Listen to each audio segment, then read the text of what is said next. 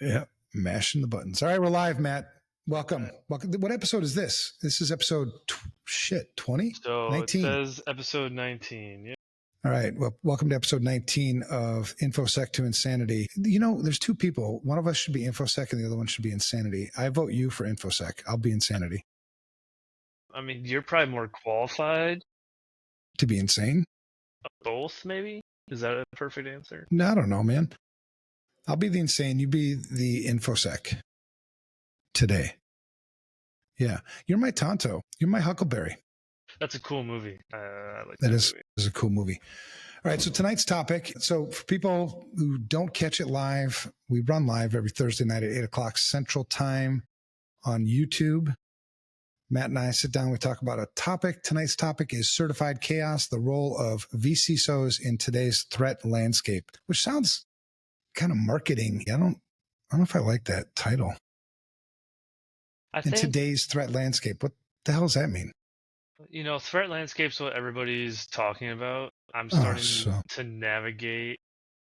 I kind of like that better than vulnerabilities and 0 days. That resonates better with me, I think, because 0 days. It's more. It seems more tactical, more military-ish, and I know there's been many. The threat landscape seems more military-ish, and that's where I come from. So you come from the military. Semper Fi. I like it. Semper Fi. Semper Fi. Semper Fi. Hey, I got a game tonight too. I didn't tell you about the game because I just figured it out. Do anything? You do, yeah. Okay. So tonight you're going to be on the hot seat, and then next week I'll be on the hot seat. Okay. So the name of the game is Hacker Whack. Hacker Whack. That sounds good. Hacker Whack. Yep, Hacker Whack. It'll become viral, man. You know, that's what we do. So on the Hacker Whack, I'm going to give you a scenario, and then you're going to tell me whether that's a real hack or whether that's whack. Okay. Okay, I'm going to give you 10 of them tonight, and then next week I'm going to help you prepare the 10 for me. Okay. All right. So we'll play that tonight. Hacker Whack. Okay. So I was looking into this topic, and I thought of something. Well, before the show started, we were talking about bidets. Okay. Did we finish talking about bidets yet? We were talking about bidets. I think you just got one, so you've been exploring that experience. I very much enjoyed pooping more. Has it?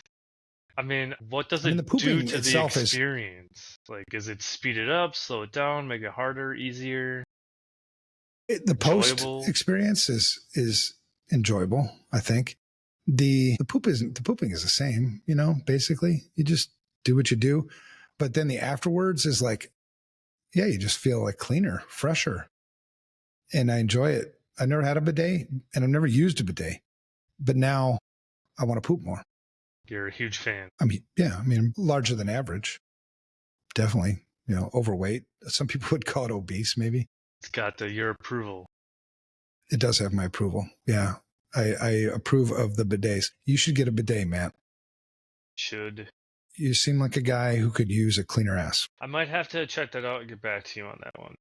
All right. I talked to you and getting tattoos, and now you're addicted. You're scheduling your next tattoo. That is true. I am scheduled for the third one, and I have an idea for a fourth one. So nice. What's the third one?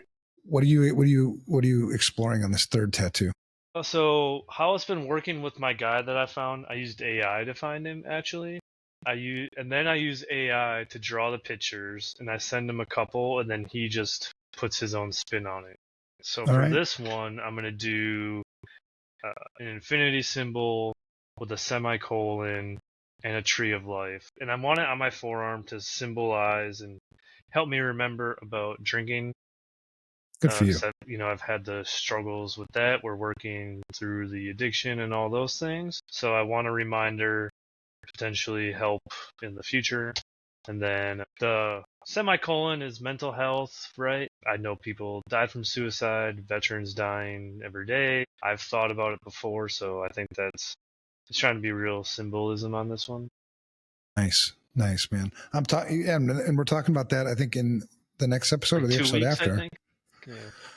Talking about mental health. And that's a thing that I don't think you can talk too much about, honestly. I mean, you can obsess about it. Maybe that's too much, but you have to break that stigma. That stigma is bullshit. And the way you break the stigma is you make it part of just the everyday conversation. You know what's really crazy? I was in the office yesterday and I was connecting with somebody, and I was talking about it, and I felt like the whole office was like going quiet, like trying to listen to me. Like, should I be talking about this in the office?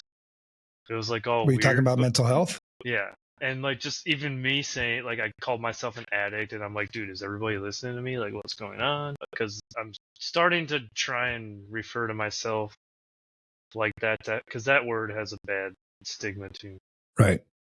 Well, the people that matter in your life, I think, will really appreciate an authentic version of you. You know, I think you have a tendency to be fake, to say shit that ain't right, to exaggerate things when you're trying to impress people. And my friends, I'm not trying to impress my friends. I'm not trying to impress you.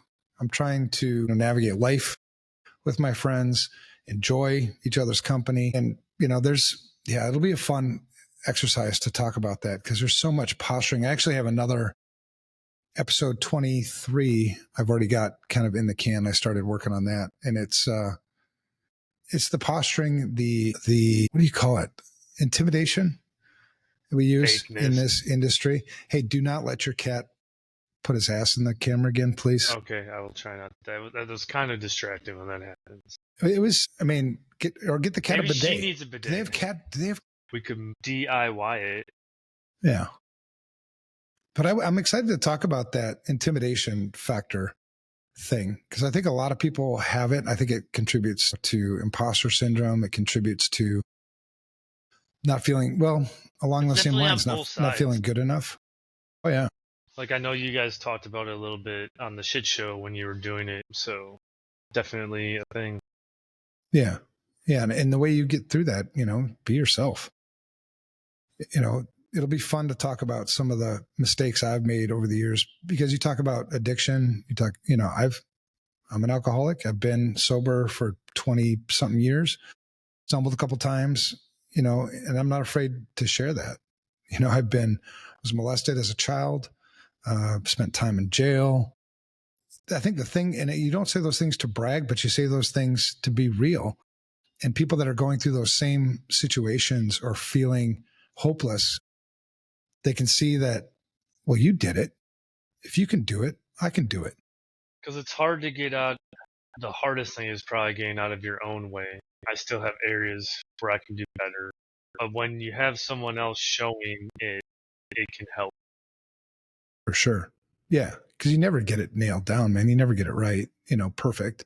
But that's not the point, right? You just try to grow every day. So our topic today is vCISO, and you put together notes today. Did you use AI to create these notes, Matt?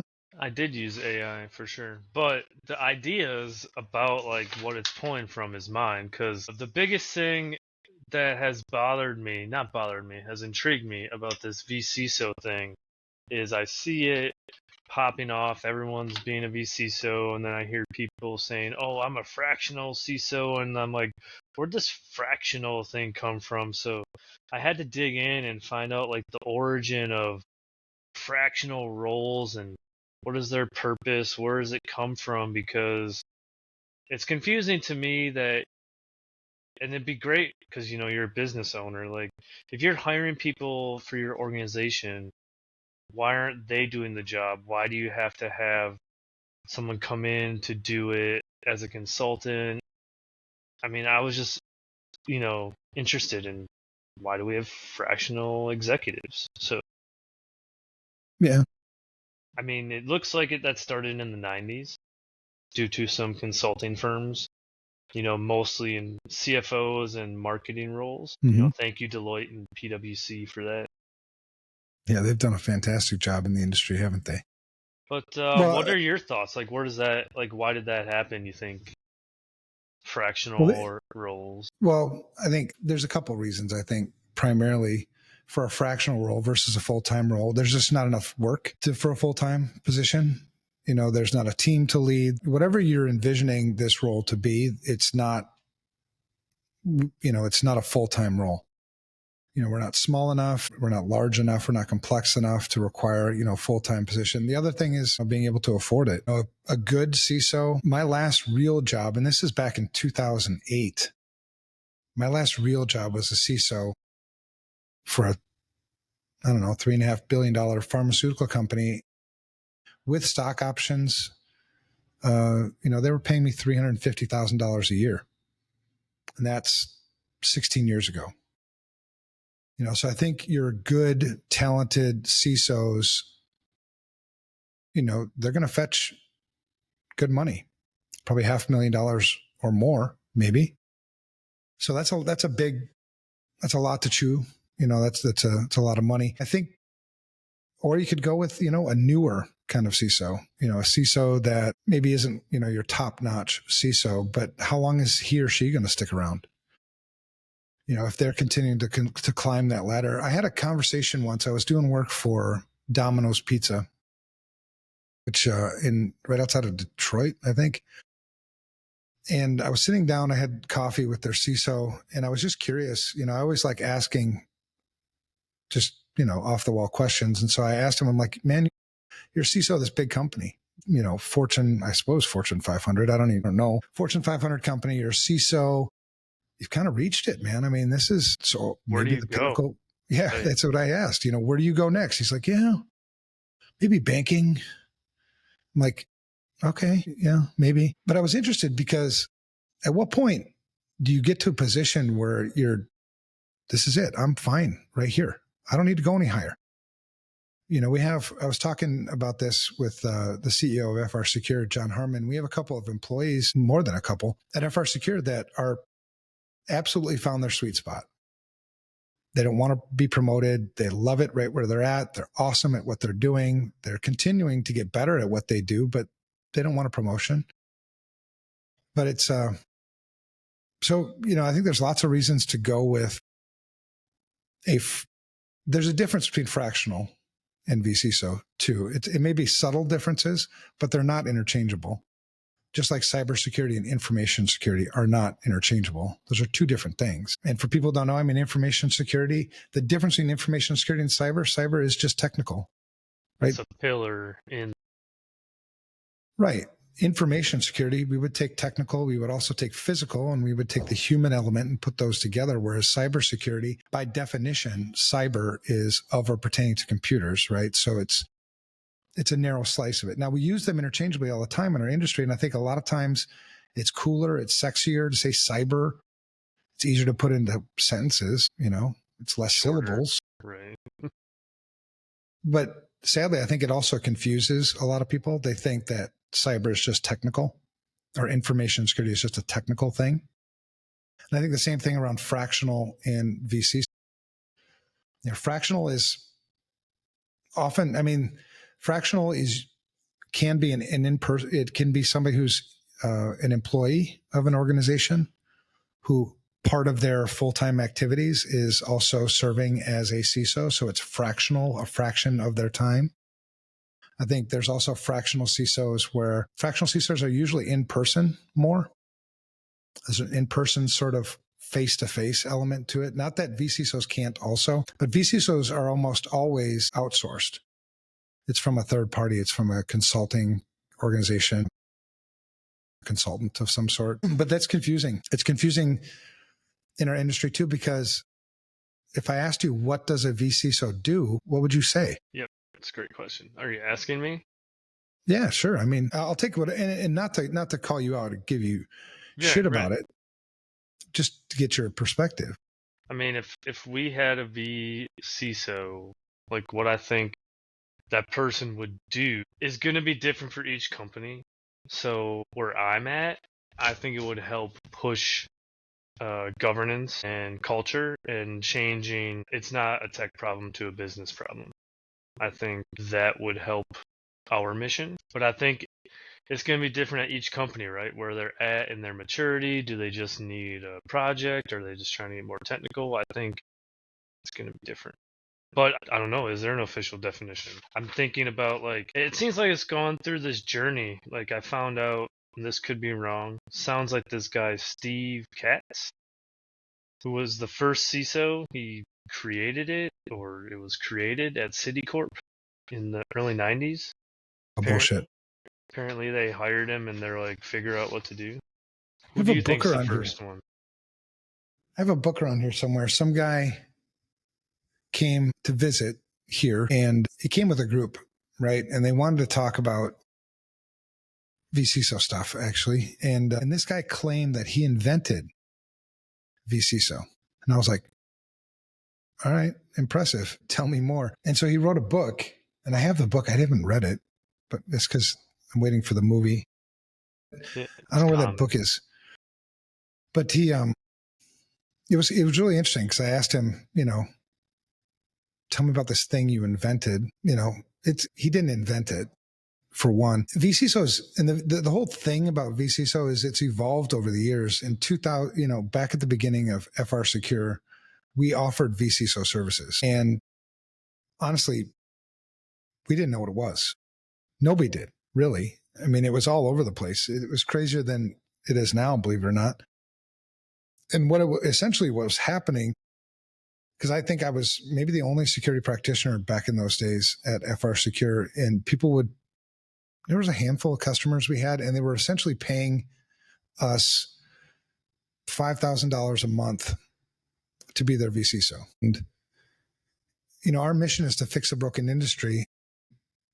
I started to feel guilty. I'm like, you're not getting $5,000 a month out of me. And so I asked them, like, why are you paying me? They said, and they looked at me like I was, crazy, because I went to each one of them. And they said, well, you're our vCISO. I go, I know that, but what do I do? What have I done for you? Like, well, it's nice just to have you there when we need you, to have you on retainer. And so but then I said, you can get this. You don't have to pay me for that. You can just pick up the damn phone when you need something. So we actually stopped doing vCISO services for probably 4 or 5 years. And then, because the thing about a vCISO, in order to kind of hold everybody accountable and have everybody have skin in the game, is you need to have mutual accountability. Like the vCISO has to be doing something that's providing value to the company, and the company has to be doing something to leverage the vCISO. Otherwise, you're just pissing away money. And so it took a while to kind of figure that out. And so what we came up with was this thing, and I called it the FACT system because I don't remember what FACT even stood for, but essentially what it was is, at the end of the day, what a vCISO does, to simplify it, is we consult the business to make good information security risk decisions, and we implement those risk decisions. That's what we do. It's actually the same thing that a CISO does. The difference is I'm not a full-time employee, and we go at the pace that you set, right? So I'm not probably going to be in your executive meetings unless you want me to be in your executive meetings, because I'm just not one of you, right? But you can leverage that because there's a different perspective that I'm not in the weeds with you. I see what's going on in other companies, and I can bring that to bear in this company. So there's a lot of value in not being ingrained in the company. And so this started this practice, right? So what we do is essentially, to simplify it, we do an information security risk assessment to start with. If you hired me as your full-time CISO, I would have to start with an assessment. I have no idea what the hell I'm working with. Figure out where you are. Yeah, I don't know what I'm working with. I can't make any recommendations if I don't know what's here. I don't know where our most significant risk is. I don't know what I should call our attention to. So it starts with that. And then you just go through a process, and we call it the roadmap, right? So we have all of these risks from the risk assessment. What are we going to do? And you have only 4, risk decisions: accept, mitigate, transfer, or avoid. Those are your only 4 choices. There's no other choice. Ignorance would be a default acceptance, right? So, yeah. So you go through this process. Okay. And so these are the risks that are unacceptable, which means we're going to have to do something. The next thing is, who's going to do it? Some of those things you want to give to me as your vCISO. Some of those things you're going to take on. Some of those things, your internal or, outsourced IT will take on. And then we define a timeline, right? So once you get that, now I've got this mutual accountability, because now you've given me shit to do. And I have to get my shit done in order to get that score up to what we said the score was going to go up to on our risk assessment. You've got shit to do, so now I can hold you accountable too. Now I can start to lead, right? And so that's the simplified version of what a vCISO is supposed to do. And the truth is, and I've had multiple discussions with MSPs and IT providers So how Like, is, I guess my question is, yeah, how is that role different than just bringing in a consultant from Deloitte or whatever company that's local? Like, if you bring in a consultant to look at your company, how is the VC so different? Do they have more experience, more knowledge? no, the two things you're doing again is consulting the business to make good information security risk decisions and then implementing those risk decisions. So it's not just looking at the company. So It's one big thing I hear then is in my experience, traditional consultants come in, do the assessment, here you go, walk away. In this particular role, you stay around to help drive through what you found. yeah, well that first one that's just a project to just do an assessment. There's nothing wrong with that. But I think a lot of people, when they engage with an information security consultant or they engage with a vCISO, they're not sure what they're even asking for or what they're going to get.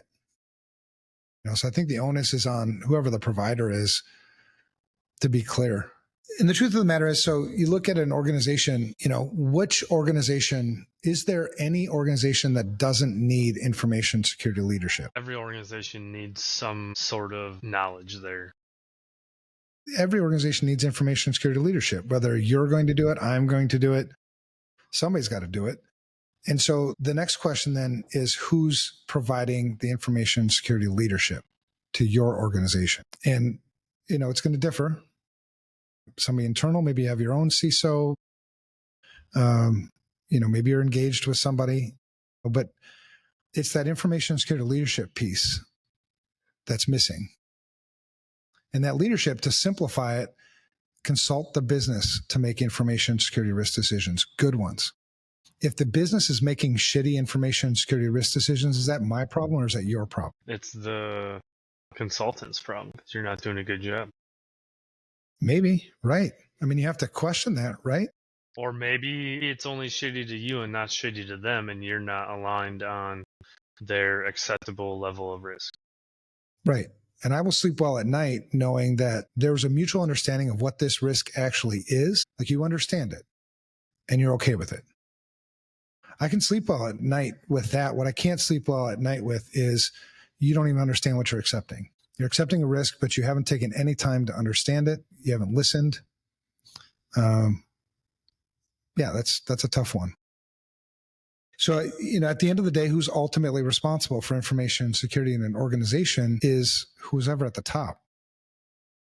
The board, CEO, owner, whoever's at the top of the chain, they're ultimately responsible for information security in the organization, not the CISO, not the vCISO. My job is to consult you to make good information security risk decisions. If you make shitty information security risk decisions, that's on you.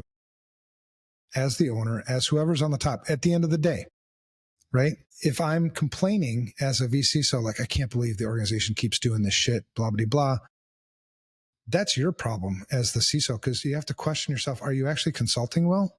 Are you speaking a language that they can actually understand? Are they paying attention because you're engaging? Do they see the value in what you're doing? Or are you just another security guy that's always saying no to shit? Now, if you're in that position and you're upset, would you try to change your language or would you just leave?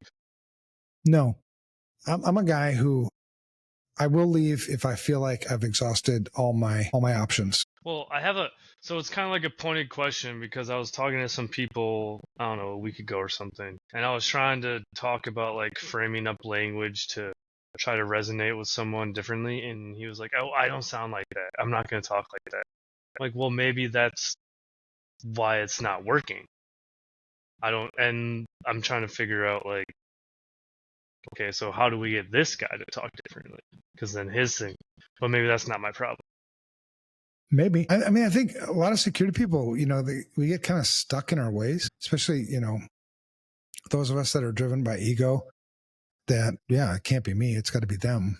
It's their problem. It's not me. I think good leaders, I think if you want to be a good information security leader, whether it be a CISO or a vCISO, the first place to point the finger is at yourself. What can I do differently? Why am I not resonating? There's 3 things you're going to need if you want to get that. I'm always a 3s guy. I think that's an ADHD thing. 3 things you need in order to get your point across: trust, credibility, and likability. Are you trustworthy? Are you credible? Are you likable? If you can check those boxes, I'm there on all those things. Well, then you can start going to different places. And I've shared this with you before offline. Most leaders, most of us are motivated by one of 3 buckets. And it's not exclusively one bucket, but one bucket's usually dominant, and it's ego, mission, or money. So as a vCISO, as a CISO, looking at the leader that I'm interfacing with, I'm trying to figure out what motivates this person. What is it? Is it ego? Okay, well, then I need to position my message in a way that feeds their ego, that they can see it, how they're going to benefit. People only, if you went to college and took that Psych 101, you remember Pavlov and the dogs, right? It's either pain or reward that makes dogs and people do things. Hamsters. When people can see how they're going to benefit from what it is you're going to do, they'll jump on board. So, once I've exhausted all of that, and I just come to the realization that, all right, these people are just hell-bent on doing stupid shit, in my opinion, there's hurdles I can't get over for some reason. Yeah. Rather than drive myself batshit crazy and suffer, my own mental health suffer, my own relationships suffer. Yeah, I'll just leave. It's easier said than done, though. Yeah, it's easier said than done, though, because some people can't afford to leave. Yeah, you get caught in the American corporate cog wheel. Well, when we first started out with FR Secure, we really couldn't afford to lose customers. We couldn't afford to be choosy so much. Always fired numerous customers because of lack of ethics and stuff like that, but that's a no-brainer.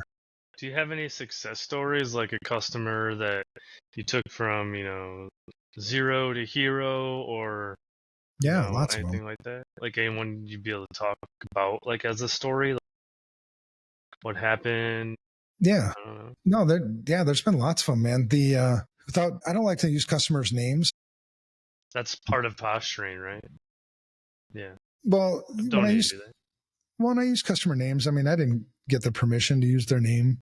I don't want to speak for them. They may not, whatever. That's part of that trust thing too, right? My relationship is with them, not with the world and them, kind of thing. So yeah, there's so many. One top of my head is probably the last vCISO gig I did before I sort of stepped out of that work and, the team took over. It was a multinational, international travel organization, 3 primary parts as well as a head. So you had the CISO for global, and then you had the Americas region, EMEA, and APAC. So, and I was the vCISO for the Americas region, right? Now they could have certainly have been able to afford a full-time CISO, and there's plenty of work to do for a full-time CISO, but I think they just wanted somebody from the outside who's just not going to deal with the political bullshit, So that's one of the advantages too is, I'm an outsider. If you fire me, that's totally cool, man. I can go somewhere else. Because, my motivation isn't to get promoted here. My motivation isn't to make, fans and stuff. My motivation is to help the company. So this particular company there was no cohesiveness at all in the global security program. There was no real semblance of the American information security program. And there were like 20,000 employees just in the Americas region. So, and very distributed. It had a retail piece to it. It was pretty complicated, but coming in, start with the risk assessment. Even though there are lots of other things that we could do, I wanted to understand what this thing is, how it works, how it integrates. And so we did a risk assessment. It took a long time to complete that, to get all the right inputs. But then I knew the structure of the organization. I knew where the best place to start was, and I kind of knew it already, but I just wanted it to be confirmed. But right out of the gate, giving them a digestible metric number that represents information security that they could relate to automatically hit, a nerve, right? So there were a lot of wins along the way in doing all of this. And then it was asset management. And then once you start setting the example in the Americas region, then APAC and EMEA came on board too. And the global CISO was like, yeah, this would get us all on the same page. That's really good. I'm like, yeah, absolutely. So it ended up being, I think a very cohesive information security program that, tons and tons and tons of work to do. And there always will be. But it was the reassurance to executive management and the board that we're not trying to be perfect.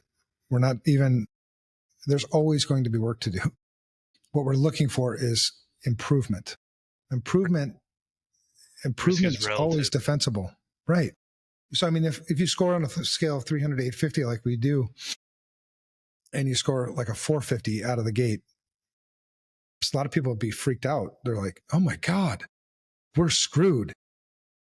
You're only screwed if you don't do anything about it. If you go from a 450 to a 460, that's defensible. You made improvement. Exactly. What's not defensible is ignorance, not knowing you were a 450. So yeah, that was a really, really fun exercise. And then the pandemic hit, and global travel went gone. And so that company, they're still around, but it went shitty Not the same for them. No. Well, thanks for sharing. That's pretty. Blue Cross Blue Shield is another big one because after the breach by China, that was Excelis, Primera, and Anthem. Okay. So you had Mandiant did the initial incident response, but they're not good at building security programs. So we were hired to build the program after that. Yeah, that was a hell of a company. I'm not going to tell you which one of the three it was, but the motivation there was defensibility, because you just had a breach. You just had a big breach, and lawyers are calling all over the place. OCR, the Office for Civil Rights, is knocking at your door. And so there was a sense of panic. Now, as a CISO or a vCISO, you could take advantage of that. And too many of them do, because you have an open checkbook, right? And so they start misspending dollars. That's just as bad, if not worse, than not spending dollars. So it was coaching them through, okay, I know this looks bad. I know it's terrible. We got to pick the right pace to go at. We got to spend the money in the right places. Otherwise, if we don't go through it through this deliberate manner, we're leaving ourselves holes, for opposing counsel to tear us apart. So let's just go methodical with this. Like one example on that one was, vulnerability scanning. Part of the overall program, vulnerability scanning across that enterprise was, I think there was like 65,000, something systems.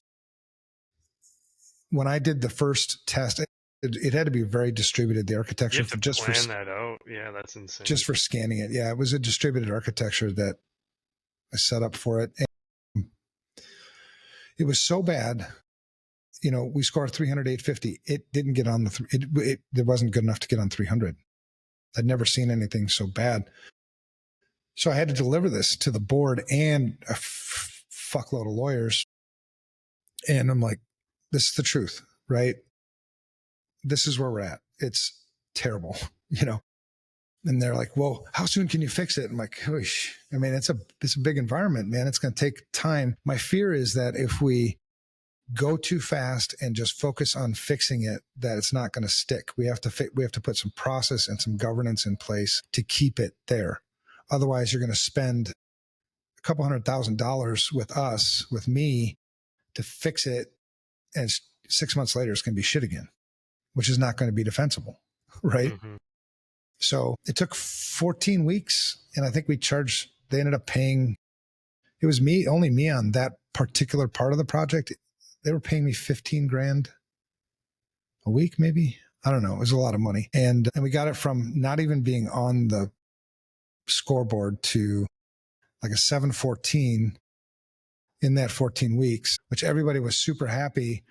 And then I reminded them that we went so fast, we didn't put the governance in place, that we need to still work. I know the score is great, but it's not going to stay that way. And it was funny because they kept reassuring me, no, we got it. Thanks. You showed us how to do it. You showed us how to keep this going. And I'm like, okay, and then sure enough, like 6 months later, Evan, can you fix it again? It was a success story, and then it went to shit. And then it was back to a success story, I guess. Great company, and still a customer of FR Secure. Nice. Really great company. Actually, both of those companies are still customers. That's cool. Yeah, lots of successes, but that's what I think as a vCISO, you always need to be, and as a CISO, I mean, as any information security leader, you always have to be prepared to demonstrate the value you're providing to the company. And ideally, the value goes beyond loss prevention. Human nature is, it's not going to happen to me. So if you want to know why your loss prevention story doesn't seem to catch wind and you're not getting the budget you need, because if we don't do this, we're going to be fucked. It's because of that. It's BS. Like, well, we might be fucked, but they're not going to believe you because that's how people think. It's not going to happen to me. Now that happened to them. It's not going to happen to us. And so what's the value? What's the value proposition to the work that we're going to do here? Can I make us more efficient? Can I make us more nimble? Can I make us more money? Yeah. I mean, we know that we have these necessary things that we're going to need to do, right? Nobody's going to remove passwords from everything. That's an obvious, like, well, that's going to go to shit. But how can we do it better? How can we make people less frustrated with passwords? Follow the process because they're less frustrated. Exactly. And that's that information security leadership that's what a vCISO does, or that's what a vCISO should do. If a vCISO isn't doing that, then why do you call them a vCISO? It should be just a V. Body. Yes. I mean, there's no chief in it. V body. There's no chief and there's no chief and there's no officer. That's what motivated me on the CvCISO program for Security Studio. Mm-hmm. You're trying to like really get some structure around like what this thing is actually supposed to be doing and not have it be the Wild West. Absolutely. Yeah. I mean, I'm paying for something. What the hell am I paying for as a customer? What am I getting? And as a practitioner, are you being held accountable to anything? Are you actually providing any value to this customer? Or are you just taking their damn money?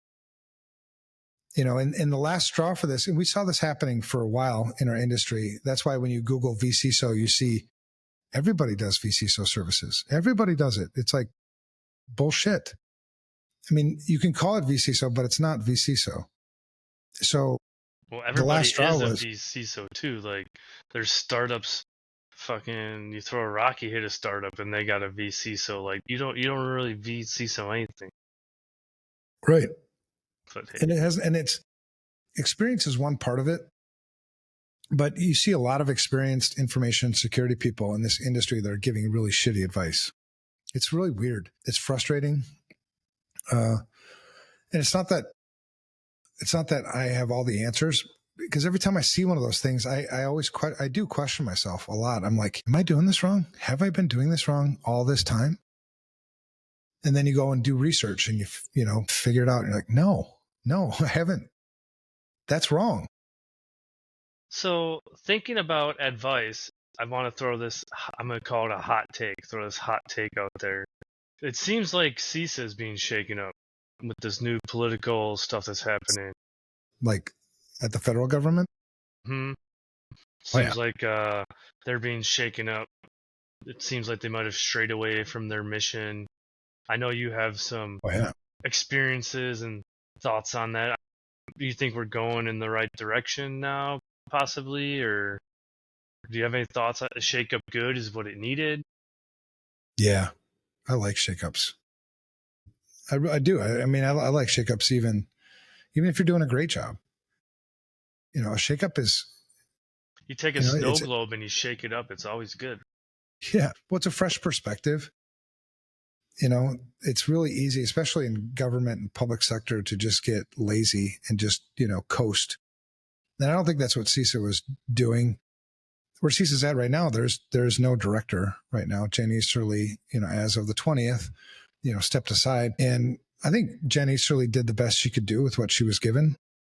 I think Mayorkas, because this is a position that reports to the Department of Homeland Security, and that reports, it's just, I think there's so much politics. There's so many politics involved in that shit. And there's so much marketing and bullshit, nothing tangible necessarily, but they can point to, well, look, we're at all the big conferences and, Right. It seems like CISO should report directly to the president if we're following your logic of who's ultimately accountable.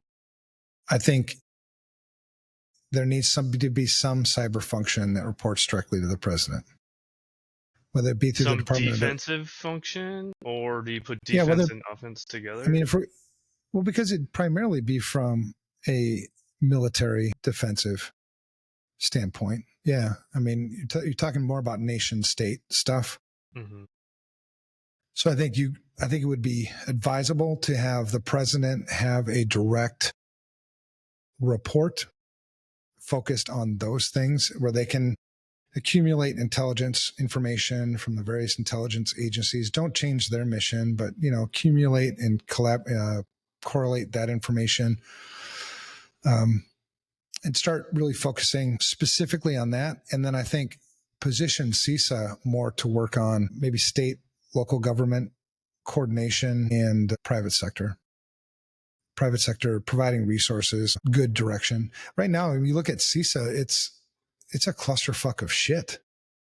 It's good shit, but it's a lot of shit. It's very disorganized. They have some resources. I know they do free vulnerability scanning now, and then they'll give you a report. You got to get in line for that. And why would I pay for vulnerability scanning anyway? You can just go get our engine, open source, GitHub, install it, do it. I don't trust the government to do any scanning for me. Well, so one of the things that, like, when I was looking at that, a couple questions came up, right? Like, do we trust the government?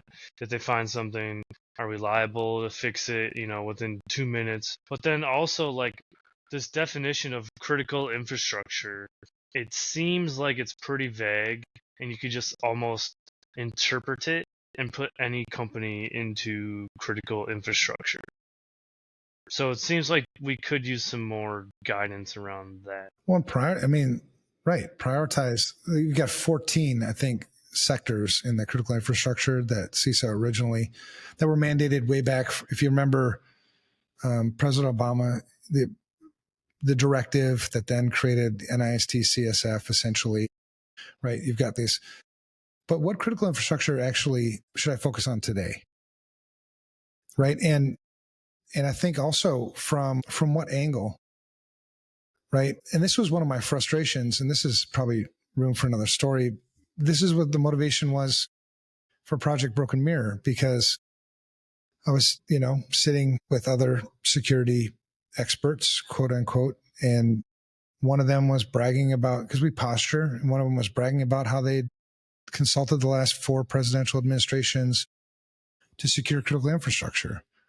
And I was like, congratulations. Has the security of critical infrastructure gotten any better since you started consulting presidents? And the answer is an obvious no. So then what kind of fucking consultant are you? What kind of consultant would brag about the fact that you're consulting a customer that's worse off than when they found you? That's what I heard. And so that led to, you got to understand how people work, right? This is a people problem. It's not a technology problem. So the way people work, give them, I think, what we're sort of trying to do is, here's NIST CSF. Here, do this. Water plant manager, electrical plant manager. Yeah, I'm not technical. I don't know what that shit means. No, most of the people in our industry can't even use NIST CSF. So how the hell are they going to? Well, everyone wants to use their own and fucking posture. This is mine. I made this one. Right. And their job is to get clean water to the houses. They just want to run the pumps. So it's completely overwhelming. You did not meet them where they're at. If you want to meet them where they're at, the most you can give people is 1, maybe 2 things, tasks. That's it. Just focus on 1, 2 things. That's why, I don't know if you've ever given board presentations before or given executive presentations, and they always say, well, what's the one thing we can do? What's the one thing we can do? And they know that there's more than one thing, and you know that there's more than one thing. What they're actually asking is, what's the thing they can do now? What's the most important thing to do now? And so when you look at critical infrastructure, it's like, what's the most common method for an attacker to get into critical infrastructure? It's single factor authentication still. Exposed assets, open RDP, Right. probably. So how would I tackle that? Well, I'd map the attack surface of the entire fucking country and then close those things. So that's Seems the like two that's things that I something would start they with. should be able to do pretty easily with resources. Well, if they don't do it, why do we always depend on the federal government? Why don't we just do it? Why don't we just, and that's kind of the background for Project Broken Mirror, which is probably another topic for another day, but I'm not waiting for the federal government to do shit for me. The federal government really hasn't done much good shit for me. So why would I wait for them? I'd rather do it right. I'd rather have control over it, meaning not personal control, but citizens, everyday people have control over it. Instead of politics. Yeah. Yeah. So that's still in the works, and still we're spending a lot of time and a lot of money in developing that infrastructure for Project Broken Mirror. But that's a segue. But on the CvCISO thing, so I got frustrated. That's what motivates me as a mission guy. I don't know if anybody is listening or watching is a mission person. There's lots of things to work on in this industry. The thing that I'm going to work on next is the thing that pisses me off the most. And so that's why, the CISSP mentor program became what it is, FR Secure, Security Studio. Same thing with the CvCISO program. The CvCISO program came from, the last straw was, I was in a meeting with an MIT consulting group and some big consulting company out of Canada. And we were consulting 29 tribal colleges about vCISO stuff, trying to sell them essentially vCISO services. And the first question that they asked was, tell me how your vCISO services work. The first company to answer was the one out of MIT. And they said, well, we sell you a block of hours and you draw from that block of hours as you need work completed. How do I know what work I need? All right. Well, Perfect. right. And so then the Canada company goes next, and the Canada company says, yeah, we basically do it the same way. And then it was our turn. And I'm like, no, that's fucking bullshit. It's bullshit for so many reasons. Number one, there's no leadership involved. There's no actual consulting you to make good information security risk decisions. I'm just an order taker. Why don't you just do that on projects? If you already know what you want and you're hell bent on doing what you want, even if it's the wrong thing, then just do projects. Don't draw from a block of hours, because when you draw from the block of hours, you take on all the risk. Because I'm incented as your provider to take as much time as possible to get this shit done so that you pay me more. There's no incentive for me to be efficient. There's no incentive for me to, it's just right, care, any of it. Right. So that was the last straw. And then the next Monday, I decided to create the CvCISO program, and I taught the first class while I was creating the content, which is the stupidest damn thing. You made a massive amount of content for that program that you made, though. Thanks, man. Yeah, it's 60 hours. That's a 60-hour course, the CvCISO 1. You couldn't cut corners. That's another thing. If you're a mission guy, you can't cut corners. It's in you. You can't, even if nobody else knows that you cut a corner, you know. Mm-hmm. And as long as I know, I'm like, son of a bitch. So yeah, the first half of that course is all about essentially the same kinds of things you would need to get your CISSP, except for without the fluffy bullshit stuff.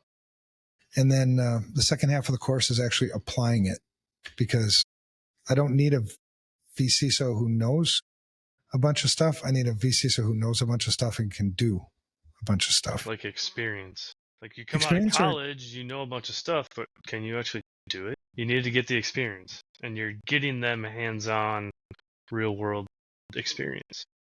Yeah, and that's it. And we've approached colleges because I think that's frustrating, because when you take it from a student perspective, you just spent tens of thousands of dollars to get this education. You have the expectation on the other side of this that you're going to get a job and that it's going to be some value, dollar value, that's going to be able to offset what you just invested, and you're going to have this great career ahead of you. Yet a lot of college students are coming out of college and we can't use them. I can't hire them. You can't do anything. And the things that you learned are I can boot academic up things. Kali Linux. I can boot it Yeah. up. And the things that you learned are academic things from somebody who's an academic, not a practitioner. So I have to unlearn all that stupid shit that you packed into your head and teach you how it really works. So it's better for us to hire people off the streets and teach them than it is for us to hire somebody who's already been quote unquote taught. That's the crazy things about this industry, man. I've got this real frustration lately about, because I've talked to numerous, it's at least weekly, 2-3 times a week. I talk to somebody who is struggling to find a job in this industry. And I'm like, I'm told that there's like 1 million open positions. How the fuck could you be not getting hired? How many times have you applied? 100. Well, how many interviews did you get? 5. What the hell? What's going on? I don't understand why these people aren't getting, because some of these people I know they're good practitioners. I just talked to one yesterday and he's like, is it me? And I'm like, no, it's not you, man. I've been hearing this more and more and more. It's a breakdown somewhere. I think I need to do more research on that. I was thinking about doing a project where I'm going to create some personas and apply for jobs myself. What? I think that'd be cool to see you do. Kind of like the dude that, hacks into the scam centers, call centers. Yeah, I just want to see what's the disconnect here. Why? I almost feel like it's just a gap with what is needed. I think part of it is because we're not training people. We're expecting you to come in and hit the ground running, so we're always in this reaction state. We can't bring someone in and train them.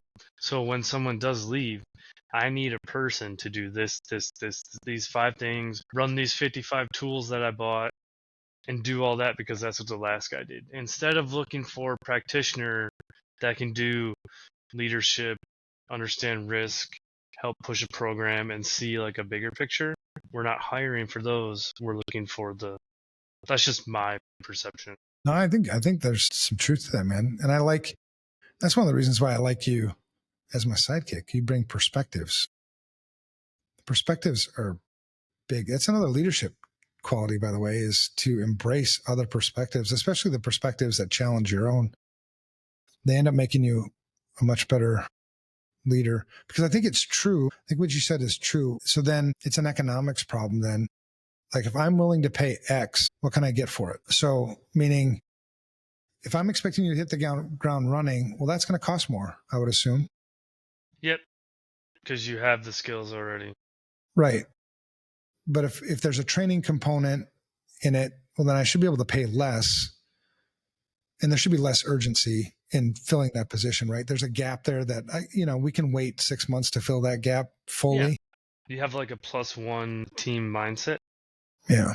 Yeah. But it's crazy how there's practitioners that have I was talking to a practitioner yesterday, maybe it was today.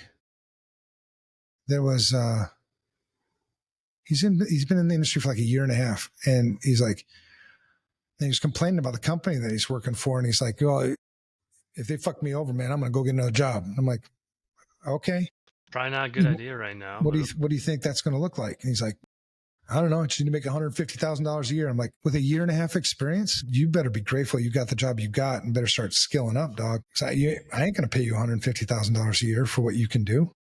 No, it's always. What are these college kids being told? I think it goes back to 2 things. First, the push to get everyone into college. That was a thing in the 90s, 2000. And back then, it was in my mind, so I feel like it's in other people's minds.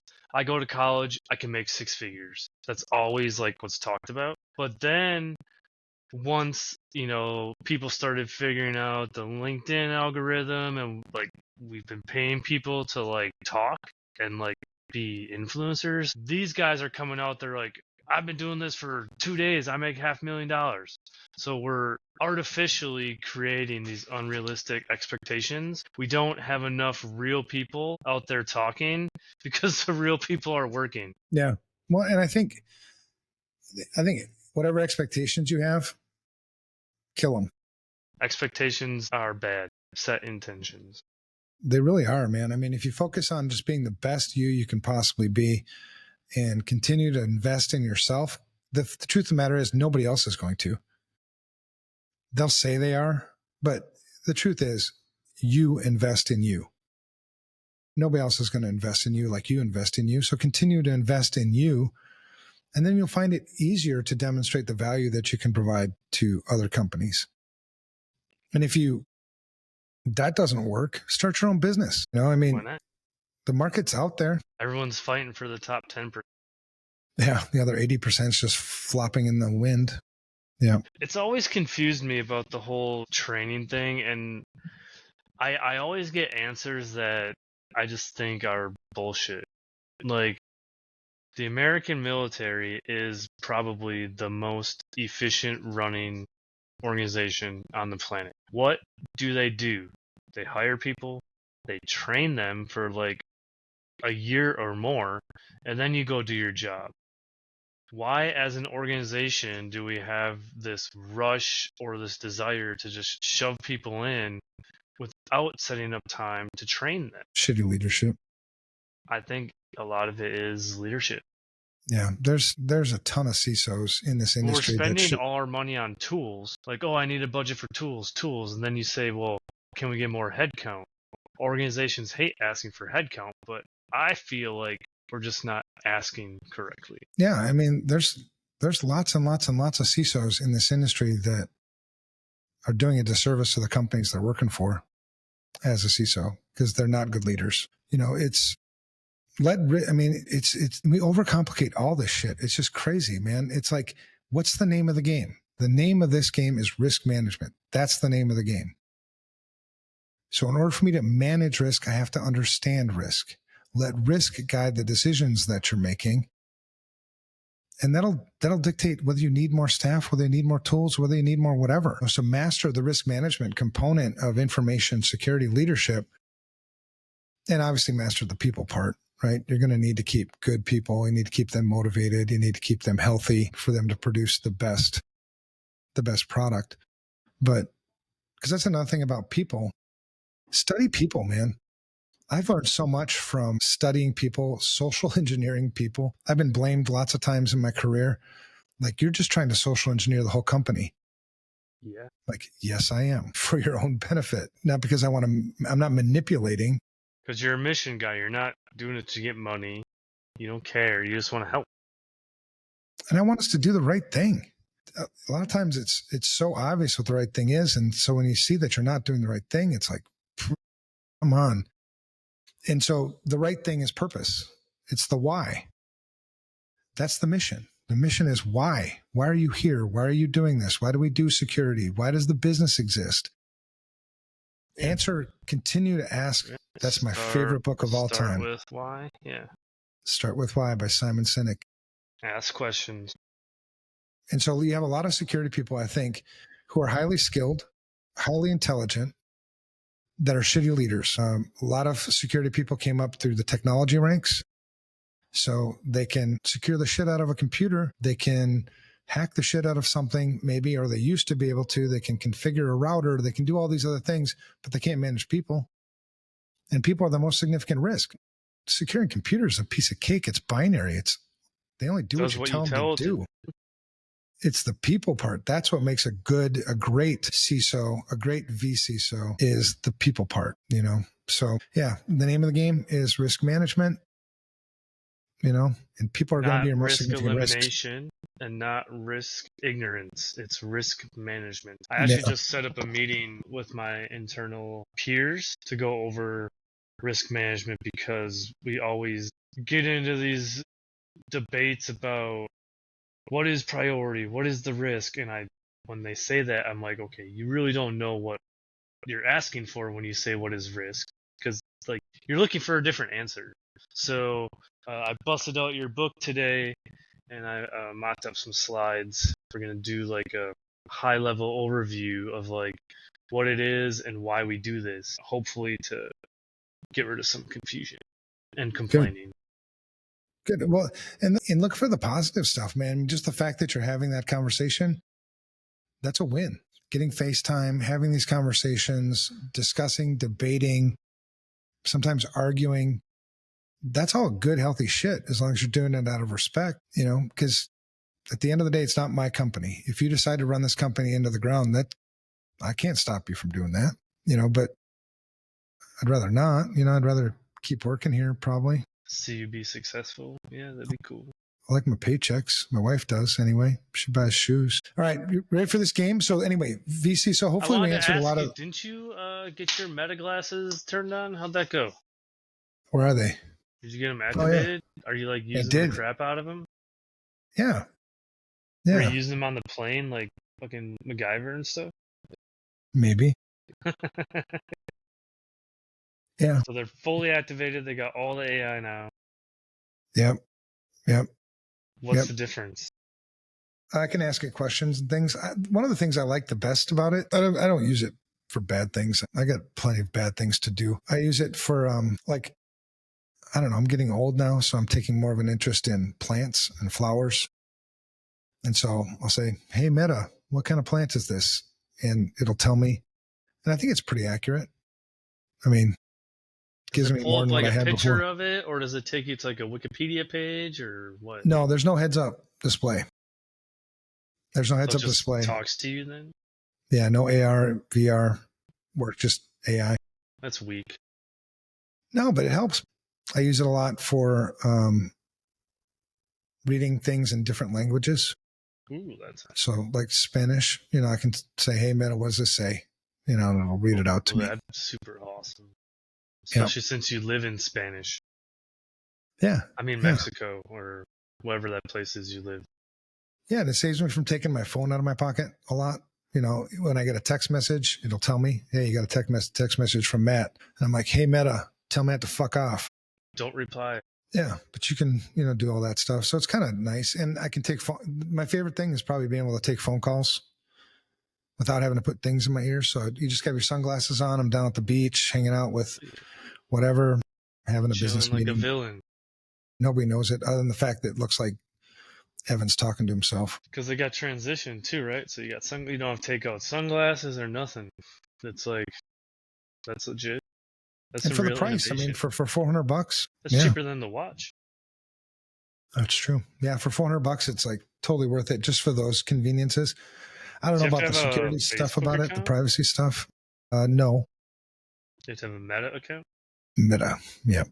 And you already had one from your VR Quest, right? Yeah, I have so many accounts, man. I have actually I think I still have like 10 or 11 Facebook accounts. Nice. Most of them were used back in the social engineering days, but I think they're still active somewhere. They were personas for doing things. They're probably trending somewhere. Yeah. So every time I say something, like I post a picture on my own account, Facebook, I go to all those other ones and like it really quick. So I'm like, I already got 11. That's what like all the marketing companies and influencers do regularly. A pain in the ass. Such BS. All right. So did we answer some questions about vCISO and fractional CISO? Yeah. So some of the questions I had, what is it? What's it stand for? We did that. Is it full time? Yep. What has contributed to the rise of this role, do you think? Why is it becoming more popular? Are more people just trying to get free money without really consulting, or are people really wanting to help? Or like, what do you think why is it taking off right now? Because I see it everywhere. Yeah, I think there's multiple angles. I think one, it's opportunity. So a lot of people, it's a supply and demand thing.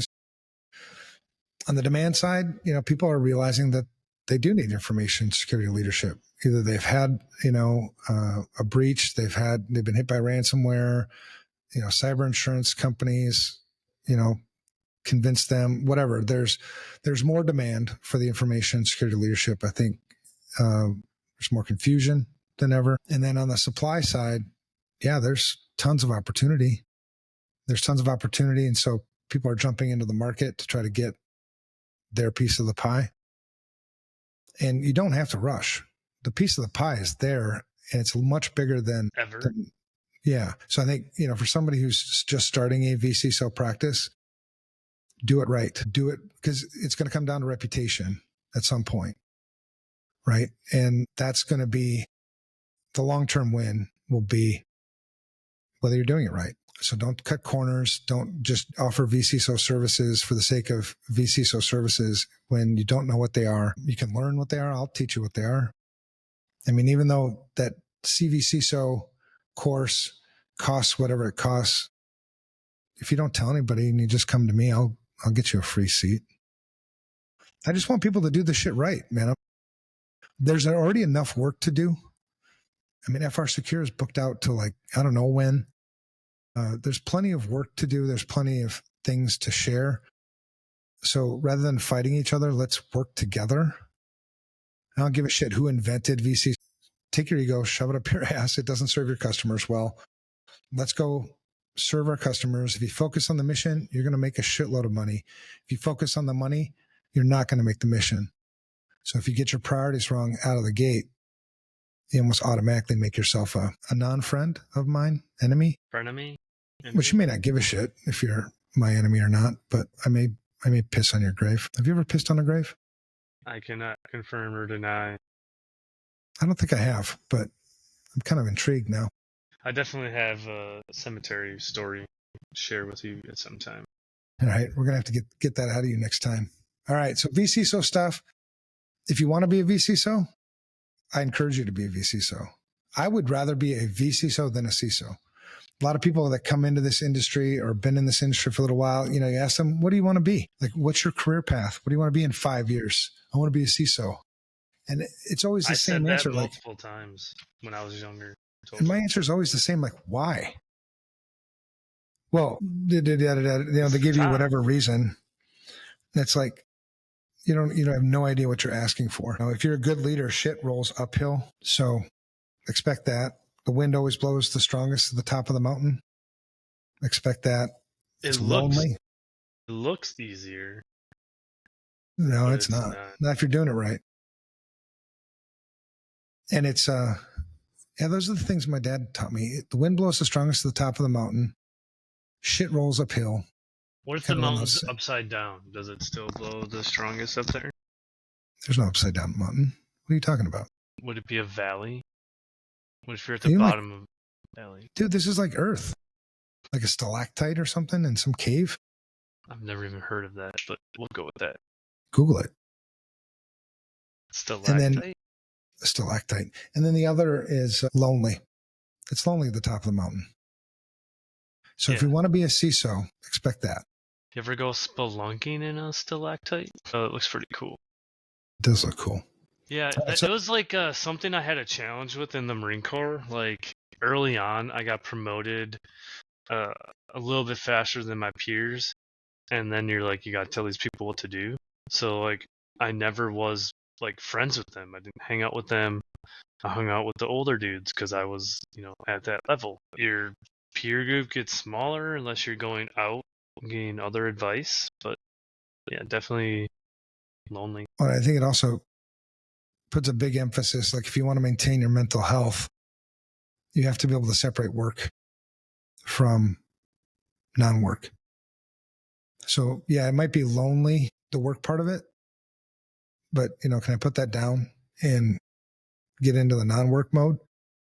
Because part of the loneliness is that nobody else, it's not that nobody cares or that you can't talk to anybody. It's the fact that nobody can fully understand what it is you're going through. Nobody knows what a CISO goes through in certain situations unless you've been a CISO and gone through it in those certain situations, which makes it difficult when you have, especially my wife is super supportive of me.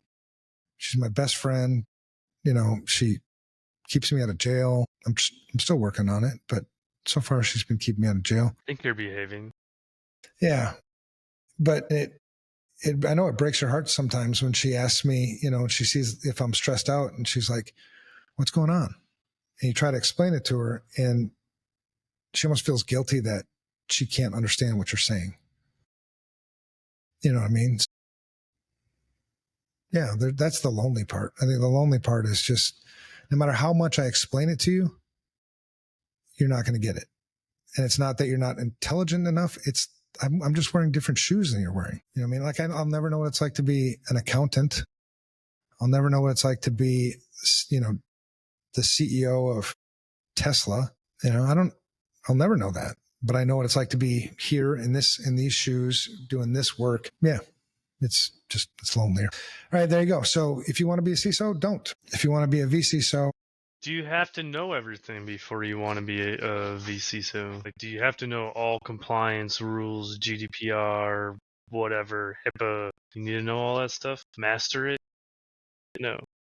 you have to be extremely honest with yourself, and the things you don't know, go get the answers. So a CISO knows where to find the answers, what resources to draw upon, how to use those resources appropriately, how to coordinate things, how to simplify the complex things. But no, you don't need to know the intricacies of compliance or privacy law or any of that shit. If you're interested in it, then go learn it for sure. Just like you don't need to know code. You don't need to know Python to be a CISO. Doesn't You need mean to know how encryption works. Yeah. I mean, if you're into that, sure, learn it. The best CISOs I know are not technologists. You know, the best CISOs I know are consulting a business. Yeah, they're really good leaders, leading up to the board and the CEO, and leading down. They just create this really nice cohesion Ladder. between. But they're brutally honest with themselves. They know they don't know what they don't know. That's like I said those three things: trust, credibility, and likability. You want to destroy trust and credibility? Start acting like you know shit you don't know. You know, it's only a matter of time before that's going to bite you in the ass. People sniff it out eventually. Yeah. Yeah, especially really good like CEOs and boards. They're really good at Man, they ask crazy ass questions. They do. It's like there's a super secret question asking school they send those people to. Yeah. We should do it. We should do a talk on preparing for board presentations. That'd be pretty interesting. I do like many hours of OSINT on board members before I go do board presentations. That'd be pretty cool. We did I did an event earlier this year, or no, it was last year. It's early this year already. Called Mindfluence, and we had a speaker there, and she was talking about the same thing, but she pulled up slides that she has seen CISOs presenting to boards and had an open conversation about, is this good or bad? Like, what's good about this one? All these metrics, is that helpful? Probably not. Maybe. Not that I don't understand what they mean. Yeah, it's who's on your board, right? Yeah, I found that when I can get a board in a cycle of this is where we're at, this is where we're going, this is when we're going to get there, and this is how much it's going to cost. So those have been like the 4 golden nuggets for me because it puts things into perspective for them. Cost is a challenge for me because I think people are just supposed to like do their jobs. Costs and projects are like just grab a body and go get it done. Why do you need like a project? Why do you need money? You're already working here. So I struggle with those things still. Well, you're in corporate America. Yeah, true. Corporate America they like their formal project meeting bullshit rather than just, we don't need a project for this. Like it's 6 mouse clicks and 3 commands. I can do it now. Well, we should have a meeting about that. Why? Well, we should get input from marketing. Marketing doesn't touch this thing and it never affects marketing. You die on the inside every time. That's why I left. Because it was my last job, my last real job. I loved that job. I would still be there to this day had they not been acquired by a Japanese pharmaceutical company. It was great leadership. Lonnie Mulder was the CEO, great CFO, it was just a fantastic mission-driven pharmaceutical company that I loved working at. But before that, it was UHG. I survived for one project. The project was to deploy laptop encryption to like 46,000 laptops. And that was it for me. That was such a political nightmare. US Bank building their threat and vulnerability team and their incident response team. And Wells Fargo. I liked Wells Fargo. Wells Fargo is a really well-run company, believe it or not, at least from a security perspective back then. I don't know what it is now. When they're not faking account creations. Yeah. Yeah, I don't know about any of that shit, but yeah. the little piece of that huge animal that I worked in, shout out to Mitch Moon. If you ever know Mitch Moon, he's still there. Mitch is actually running the development team. Oh, Bearded somebody said Ruckus. something here. Bearded Ruckus. He likes to talk. And the realness. realness. And the realness of someone who, oh, there you go. Yeah. Nice. Be real. Be real. Be real. All right. Speaking of being real, Matt, you ready for our game? Yes, sir. All right. We talked a lot about vCISO stuff, CISO stuff. If you missed any of that, you can rewind it. Rewind it? Do we rewind anymore? Or was that VHS and shit back then? I guess it would be re-scroll, back-scroll, re-scroll, re-slide maybe? Just keep clicking. Wait, we're supposed to tell people not to click. We probably just confused somebody. That's another thing. By the way, that's another thing that's like bullshit, right? Yeah. Don't click. Yeah. How do I not click? Yeah. My whole job relies on clicking. It's like I'm scared. Click the right shit. All right, here we go. So the name of the game is Hacker Whack. I'm going to give you 10 questions. Are these like scenarios? Like yes, scenarios. News articles or like? Okay. No, I guess just scenarios. We'll figure it out. No, I haven't figured it out. You should be nervous because if you don't score, if you don't meet my expectations, I don't know what I'm going to do. No, we're not done. We're still going to be friends. I just got to figure out something to do to you. Okay. All right, so 10, the name of the game is Hacker Whack. All right, this is the first time we played it. I'd like to make this a regular thing because I think it'll be fun. Yeah, I think so. Participants can participate, so if you want to give Matt ideas, yeah. If you want to answer for him, tell him, no, this is Hacker Whack. Feel free. Matt's got to trust you or not. So I'm going to give you a scenario. If it's something that really happened, then these are kind of newsworthy-ish things, right? It's not like some crazy ass. If it actually happened, you say hack.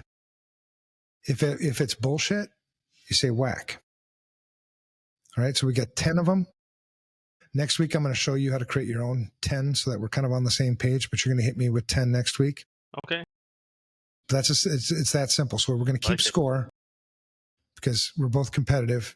You're a damn Packers fan, which is just kind of stupid, really. Way better than being a Vikings fan, but hey. At least you've won a damn championship. All right, so the first one. This is called the Space Station Heist. In 2020, a hacker accessed the International Space Station's telemetry system and altered oxygen levels as part of a cyber ransom attack. Hacker whack. I think it's whack. I think you can get to the space station like that, but I don't think it's happened. You're right. That is whack. All right, second one. So you got one. We're done. We're perfect. You got 1 point. You got to keep track of points. Okay, I'll do that. You have one.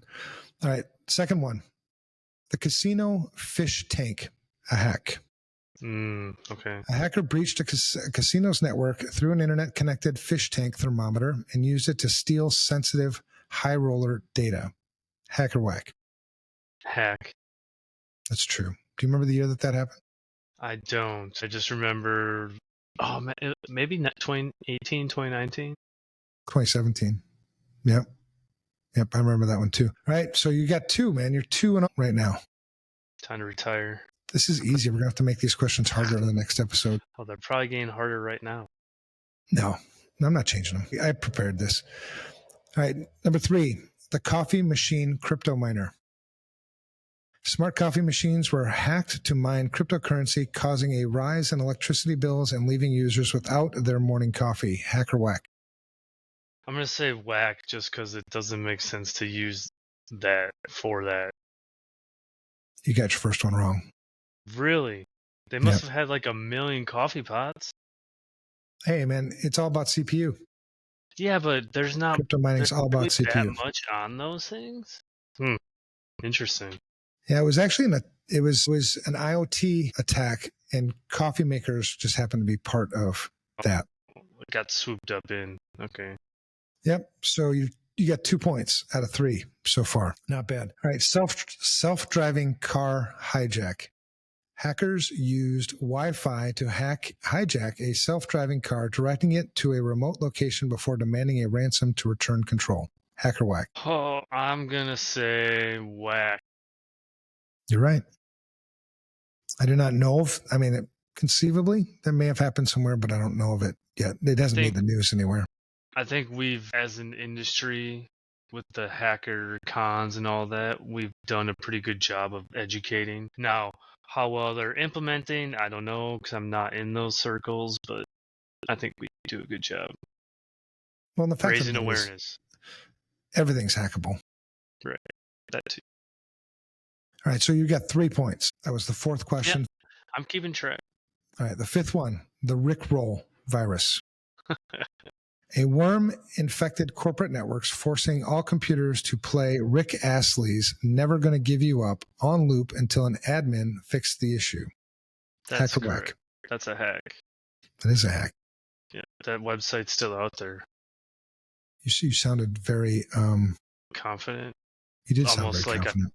It's like I did it or not did it. Did you do it? I don't know anything. No, I know you know things. All right, so you got 4 so far. All right, next one, the refrigerator botnet. Hacker whack. Hackers used smart refrigerators to create a botnet, sending out thousands of spam emails per hour from unsuspecting homes. I'm going to say whack. This happened back in 2014. So are they installing an Exchange server on there? Or? No, the function's already in the for refrigerators. Notifications for your thing. Interesting. Yep. Refrigerators already have the mail component. That's where I was struggling, was the Exchange server piece. All right. So that's 2 wrong. Not bad though, man. You're doing pretty good. Fucking up. All right. This one. Let's see if you get it. The exploding smartphone attack. A malware infection caused smartphones to overheat and explode by overloading their processors during peak usage. I think that's whack. It is whack, but it's close, isn't it? It was pagers. Yeah. All right. Good job, man. You pay attention. Which my friend, so I found out that thing was like, I think he said 8 years it took. Like the research he did, they found out they planned that for like 8 years before they rolled it out. Like that was super. Yeah, it's very sophisticated. Yeah. Well, that makes me scared to like have a phone. Yeah. No. Like, that's a long time.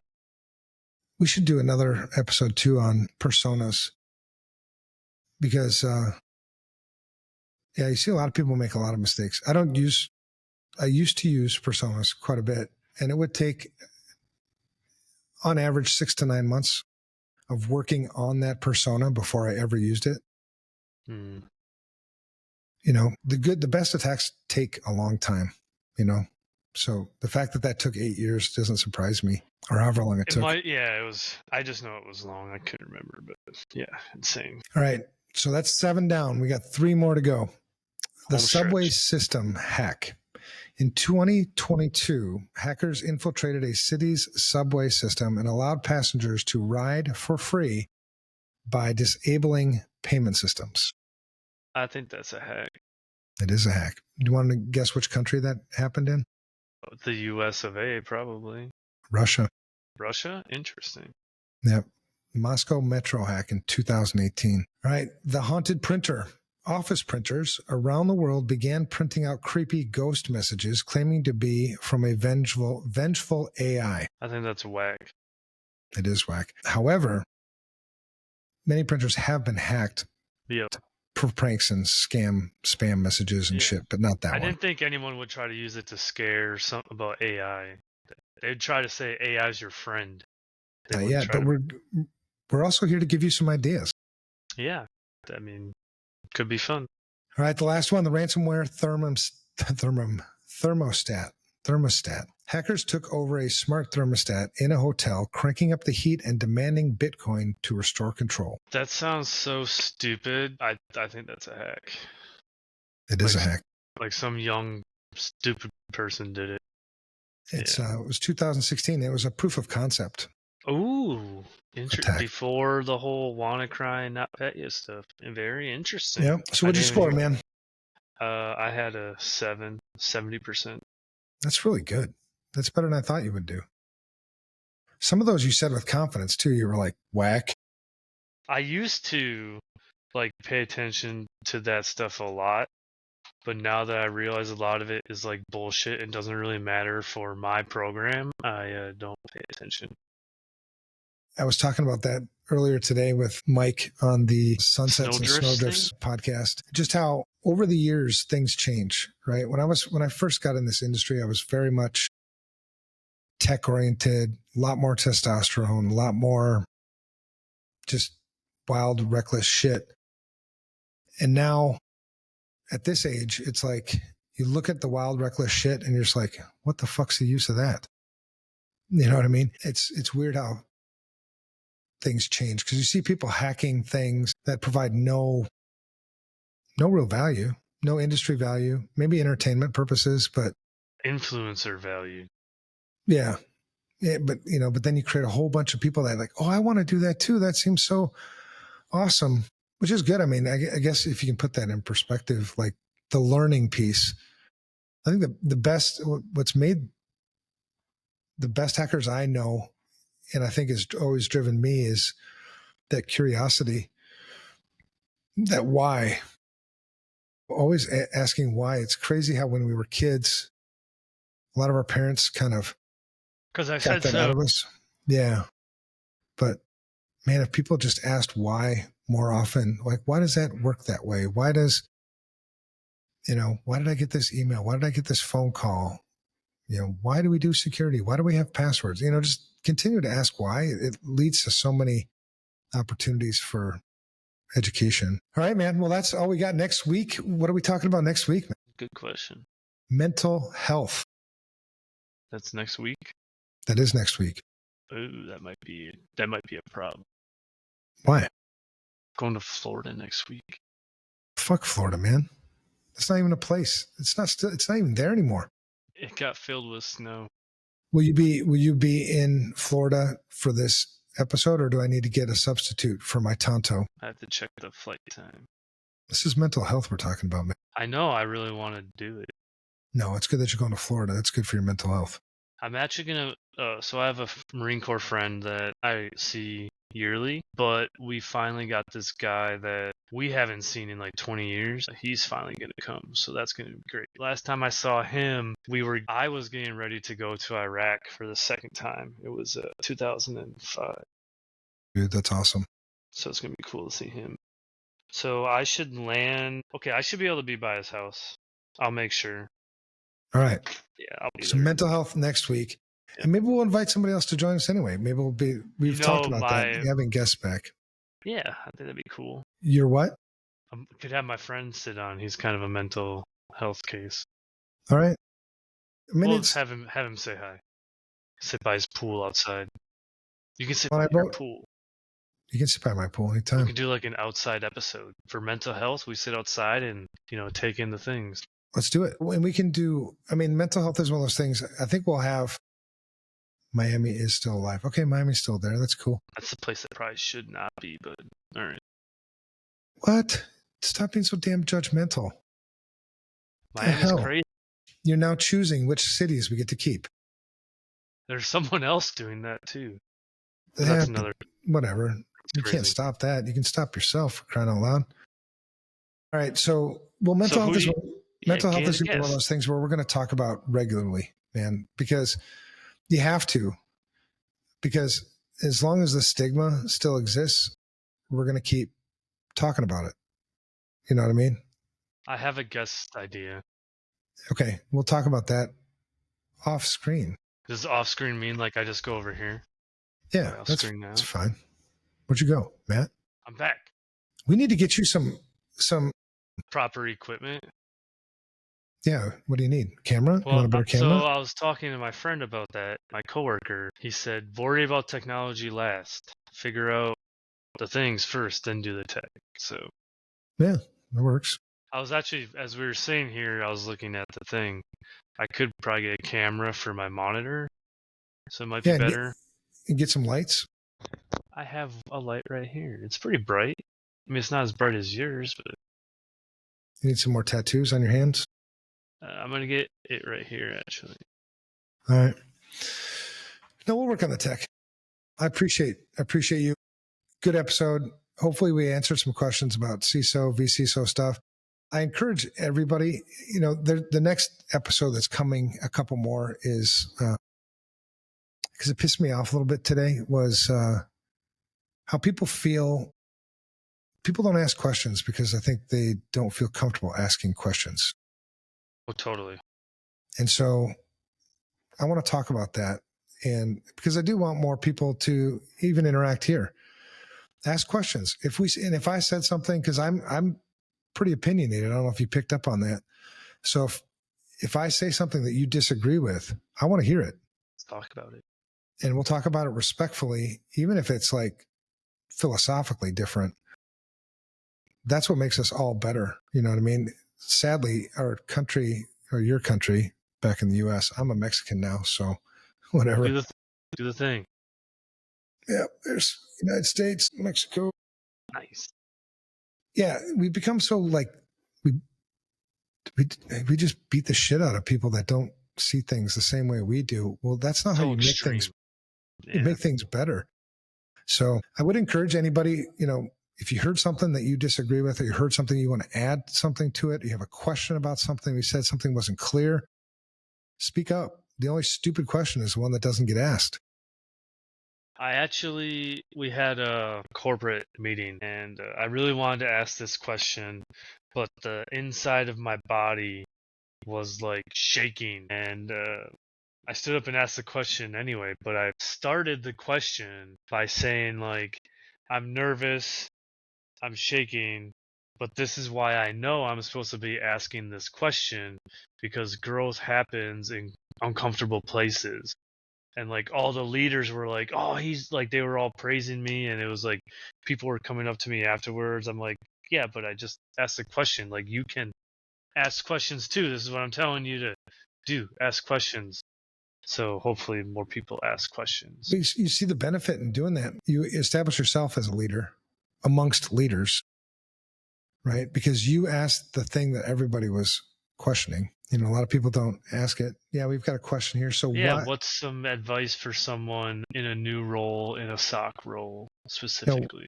What would be your advice for me as someone that's new in the security space, specifically in a SOC role? You want to go first? Well, change your SOCs daily. Make sure they match. Yeah, or Security Operations Center. It's My bad. spelled SOC. Did you forget the K? Yeah, whatever. What is SOC? Just one of those Security words. Operations Center, I guess, something like that. Okay. So I guess if you're trying to get into the space or you're already in the space, my biggest advice is just keep investing in yourself. Always invest in yourself, right? Keep learning, open up new doors. If you're in a SOC role already and you're happy just staying in the SOC role, there's nothing wrong with that. It's not like just because everybody else, or because you have this rat race that you have to continue to rise the corporate ladder, that's bullshit. There are certain people that are just happy as shit and they get all the gratification they need right where they're at. But that doesn't mean you don't stop exploring, stop learning. If you're trying to get into a SOC role, understand the basics, the foundational fundamentals about networking, specifically networking, because you're going to get a lot of SOC shit around network stuff. Master networks, master how they talk to each other, set up a lab.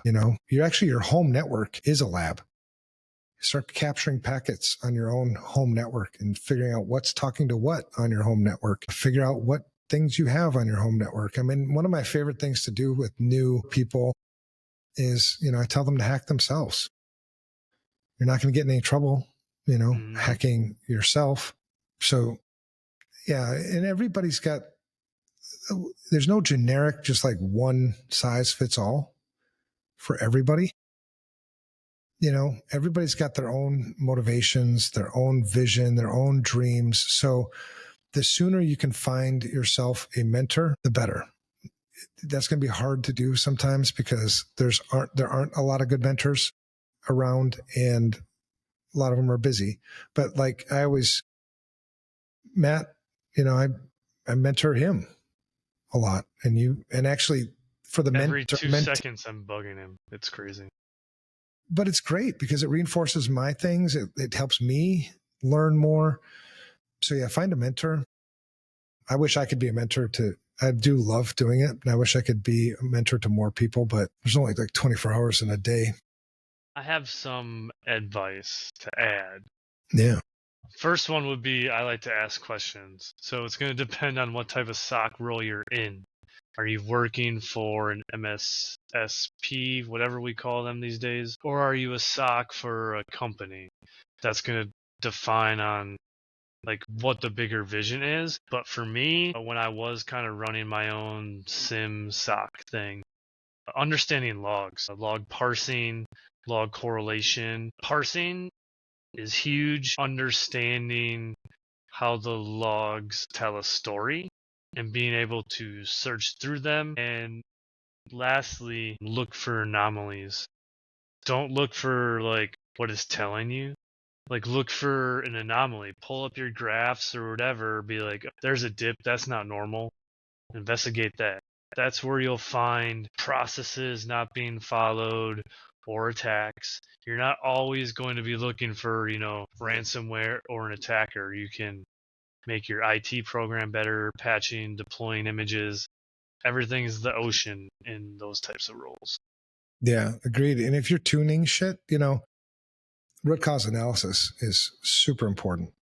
Mm-hmm. Don't take shortcuts. Only go where the logs tell you to go. It's the assumptions that always seem to come back and nip you in the ass. And if there's a gap between your logs where there's a blank spot, well, that's a great opportunity for you to tune whatever logging it is, because when you go to incident response, that's what we're going to use.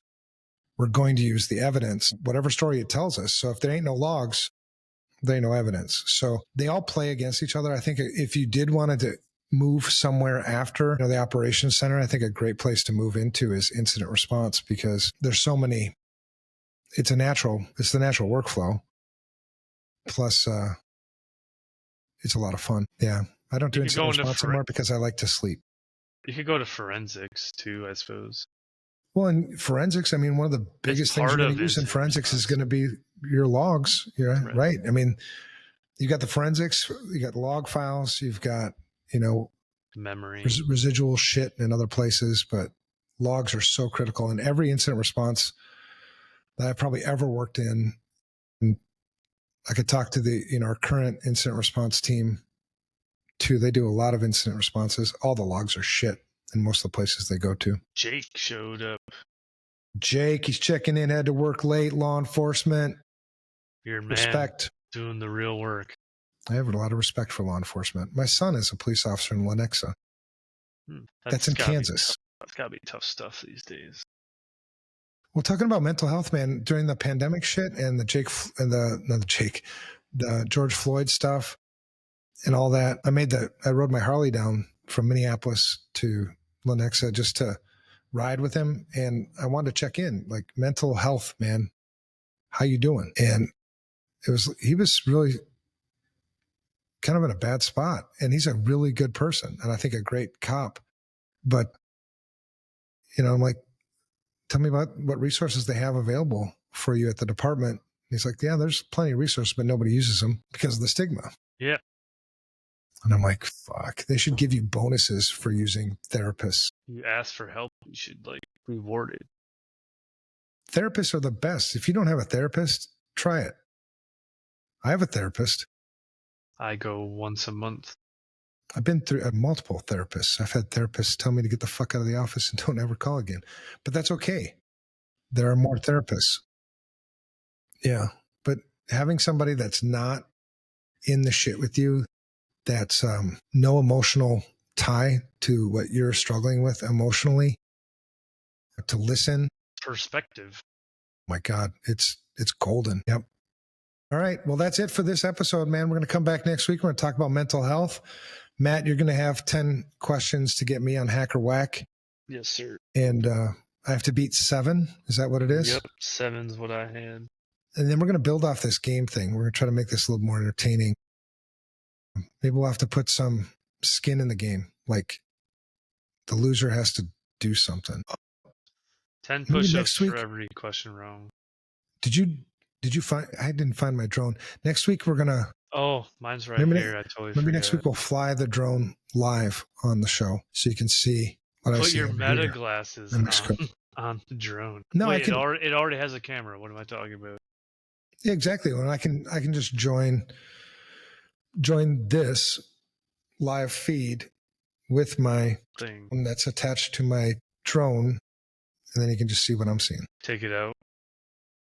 Maybe next week or the week after. I gotta get off my ass and figure out where Would I I put the be damn able drone. to, if I put that in my carry-on, can I take that down there to you, or are they going to confiscate it, you think? To Mexico?